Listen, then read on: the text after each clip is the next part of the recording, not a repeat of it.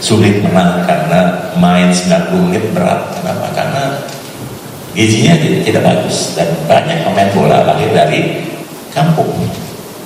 Viral pernyataan Kepala BGN sebut pemain timnas kurang gizi. Banyak pemain bola lahir di kampung. Kepala Badan Gizi Nasional, BGN, Dadan Hindayana punya pandangan soal performa tim nasional, timnas, sepak bola Indonesia yang sulit menang dalam sejumlah laga. Alasannya, kata Dadan, karena banyak masalah gizi di Indonesia dari usia anak-anak, remaja, hingga dewasa yang bisa dibilang kurang memenuhi kecukupan gizi yang layak.